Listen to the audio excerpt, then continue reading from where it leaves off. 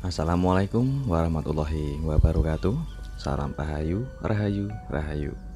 Jumpa lagi dengan saya di channel New Edi Seluler Tutorial. Di kesempatan kali ini ada paketan kiriman dari cukup lumayan jauh. Beliau asal Denpasar, Bali. Dan sebelumnya beliau juga sudah konsultasi via WhatsApp untuk menanyakan kerusakan handphone ini, yaitu handphone iPhone 11 kalau tidak salah teman-teman. Kita coba untuk pengecekan terlebih dahulu, karena kerusakan itu sudah dijelaskan sama beliau sebelumnya. Ada garis warna hitam yang tebal dan panjang di bagian tengah layar LCD nya, dan sedangkan untuk layar LCD maupun fungsi dari touchscreen itu masih bisa berfungsi dengan normal. Jadi beliau kepengen tanpa harus mengganti LCD, disuruh bantuan untuk memperbaiki handphone ini. Setelah saya unboxing, saya coba untuk menyalakan handphonenya dulu teman-teman.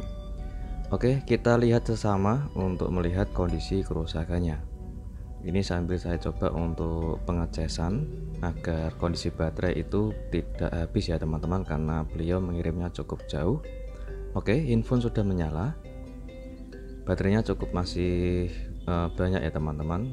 Kita coba untuk cek dulu. Untuk turtun atau fungsi dari turtun masih bisa digunakan dengan normal. Kontras LCD nya pun bisa diatur dengan normal. Oke, sekarang kita matikan untuk mode gelapnya agar backgroundnya bisa warna putih dan bisa terlihat jelas untuk di bagian flag warna hitam atau di bagian tombelnya. Oke, untuk garis atau tombel warna hitam di LCD ini saya coba untuk zoom atau memperdekat. Kondisinya seperti ini teman-teman. Jadi full, ada yang tebal juga ada yang tipis di bagian tengah layar LCD. Oke, kita setting dulu untuk sebelum kita memperbaikinya, yaitu dengan kita setting penguncian otomatis. Jadi kita nonaktifkan untuk penguncian otomatis, tujuannya agar tidak mudah terkunci untuk layar LCD nya saat proses perbaikan. Oke, untuk infonya sengaja tidak saya matikan ya teman-teman, tujuannya untuk proses pembongkaran agar bisa terlihat jelas kondisi LCD ini setelah kita proses pembongkaran, karena resikonya sangat tinggi saat proses hanya membongkar di bagian LCD nya saja. Jadi kalau saran saya, di semua teknisi yang mungkin baru belajar atau bisa dibilang pemula, khususnya lagi para pelanggan yang mungkin bisa menyepelekan pengerjaan seperti ini, tidak semudah kalian yang pikirkan ya teman-teman. Jika kalian memikirkan hanya mungkin sekedar pembongkaran saja dan hanya menghapus gitu saja, kok ongkosnya mahal, karena risikonya sangat besar. Jika salah sedikit untuk pembongkaran LCD bisa bikin bergaris ataupun bisa pecah. Nanti akan sayang sekali jika LCD originalnya itu rusak teman-teman. Oke, saya matikan dulu infonya. Setelah saya selesai membongkar LCD nya, saya tes LCD nya masih utuh dan masih bagus. Sedangkan untuk obengnya saya menggunakan tipe seri S2 dengan kode Y0.6. Jadi ini adalah obeng untuk buat pembongkaran pada penutup kaleng fleksibel LCD nya. Sedangkan untuk melepas atau membuka skrup atau baut yang ada di handphone atau di bagian casingnya, itu saya menggunakan obeng yang sudah saya kasih keterangan tadi ya teman-teman. Jadi ada dua obeng untuk pembongkaran atau perbaikan handphone iPhone. Oke, setelah kita bongkar untuk penutup fleksibelnya, kita angkat fleksibel dan juga kita angkat LCD nya. Selanjutnya kita buka skrup di bagian atas, yaitu untuk melepas di bagian speaker atas beserta fungsi dari sensor proximity sama sensor Face ID nya. Oke, sekarang kita pelan-pelan untuk membuka fleksibelnya. Ada penutup seal atau plat pada sensornya, kita buka pelan-pelan, jangan sampai fleksibelnya itu putus atau robek teman-teman. Kita lanjut untuk membuka skrup yang ada di bagian belakang LCD. Ini untuk membuka plat pada pelindung belakang LCD ya teman-teman. Jadi kita harus membuka skrupnya semua. Setelah skrup terbuka semua, kita siapkan mika tipis yang lentur dan kita pisahkan atau melepas fleksibel LCD sama fleksibel touchscreen yang nempel jadi satu. Sekarang kita lepas untuk fleksibel touchscreen yang nempel ke bagian plat pelindung belakang LCD dengan hati-hati ya teman-teman. Jika salah sedikit bisa menyebabkan fungsi dari touchscreen itu bisa gagal fungsi seperti ghost touch atau gerak sendiri, ataupun bahkan sebagian tidak bisa berfungsi, atau bahkan yang paling resiko itu touchscreen tidak bisa berfungsi sama sekali. Karena untuk melepas fleksibel touchscreen itu harus ekstra hati-hati. Juga melepas di bagian kaleng pelindung belakang LCD itu juga harus dilakukan dengan hati-hati teman-teman. Jadi untuk prosesnya sangat panjang, step by stepnya harus dikerjakan dengan hati-hati teman-teman. Jangan menyepelekan untuk proses pengerjaannya yang mungkin hanya prosesnya bisa dibilang sepele, tapi resikonya sangat besar teman-teman. Oke, setelah handphone kita bongkar dan LCD-nya sudah kita pisah dari lapisannya, kita kasih tanda di bagian garis pada LCD yang keluar flek warna hitamnya ya teman-teman. Kita tes ulang, fungsi touchscreen masih bisa berfungsi dengan normal dan LCD-nya pun masih utuh, tidak ada cacat lain. Selanjutnya, posisi handphone masih menyala, kita lepas fleksibel touchscreen-nya teman-teman. Otomatis touchscreen tidak bakal bisa disentuh. Tujuannya agar proses pengerjaan dengan posisi handphone menyala dan LCD-nya tidak bakal bisa terkunci atau redup kembali. Yang penting sudah kita setting sebelumnya untuk penguncian layar otomatis kita nonaktifkan, dan kita lindungi di belakang LCD menggunakan solasi. Tujuannya agar tidak bikin cacat di belakang LCD.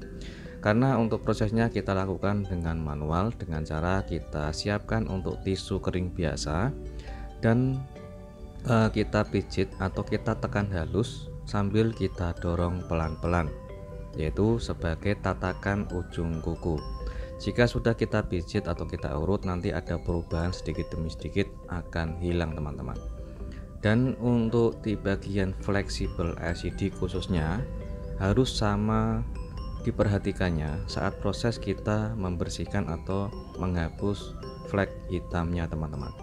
Jika kesalahan yang tidak sengaja mungkin tersenggol di bagian fleksibel yang bisa bikin fleksibel itu robek, nanti akan bisa fatal teman-teman. Oke, kita pelan-pelan untuk kita urut atau kita pijit dan sambil kita dorong. Sudah ada perubahan, yang tebal sudah agak hilang dan sudah hilang sebagian. Sekarang kita balik atau kita oper posisinya. Yang di bagian hitam tebal sudah hilang, sedangkan untuk di bagian samping yang awalnya itu tipis hitam itu agak kemerahan, tapi jangan panik dulu. Kita harus menyelesaikan pelan-pelan dengan cara mengerjakan seperti ini. Kita gunakan tisu kering biasa sambil kita tekan halus dan kita dorong pelan-pelan ya teman-teman. Usahakan kalau kalian takut untuk proses apa yang saya kasih metode seperti ini, jika kalian takut, kalian bisa konsultasi ke teknisi terdekat yang mungkin skillnya sudah bisa paham tentang perbaikan seperti ini. Jika kalian berani untuk mengambil resiko, khususnya para pelanggan atau customer yang pengen mencoba sendiri, ya boleh teman-teman, tapi segala resikonya harus ditanggung sendiri ya. Jangan disalahkan di tutorial apa yang saya berikan atau metode yang saya kasih. Oke, untuk flek warna hitam tinggal sedikit atau kurang lebih sekitar setengah senti. Jadi yang awalnya panjang itu sudah hilang dan tinggal sedikit lagi. Kita akan selesaikan dengan pelan-pelan saja teman-teman. Intinya tidak usah terburu-buru dalam segala proses pengerjaannya. Tujuannya untuk menghindari risiko atau mengurangi risiko. Oke, masih sedikit atau tinggal sedikit lagi di bagian ujung. Ini saya coba untuk menggunakan langsung dari ujung kuku tanpa menggunakan tatakan tisu, tapi dengan cara hati-hati teman-teman. Kalau belum terbiasa itu pasti akan takut yang bisa menyebabkan LCD bisa pecah. Oke, alhamdulillah dengan cara metode yang saya kasih, insya Allah akan bisa berhasil dan hilang permanen. Untuk di bagian flek warna hitam tidak bakal muncul kembali teman-teman. Sudah selesai alhamdulillah untuk pengerjaannya. Flek warna hitam sudah hilang total dan sudah tidak ada garis lagi. Perhatikan, saya coba untuk zoom atau memperdekat. sama sekali tidak ada flag garis hitam lagi ya teman-teman.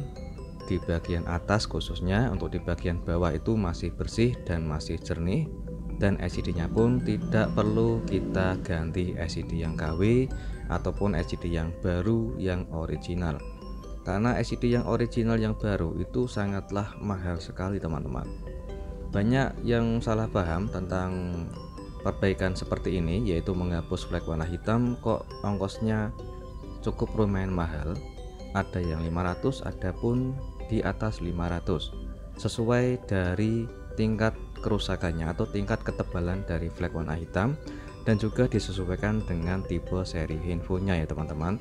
Banyak sekali yang salah paham karena memandang harga atau membandingkan harga LCD KW yang harganya mungkin kurang lebih sekitar 300 sampai 400-an. Padahal ini saya mengerjakan tanpa mengganti LCD yang baru, jadi masih menggunakan LCD yang original bawaan, yang turtonya tidak perlu di copy paste ataupun di copy ke LCD yang baru. Jadi LCD nya pun masih menggunakan original, Face ID masih aktif, dan tidak bakal ada notifikasi seperti perangkat LCD tidak dikenal.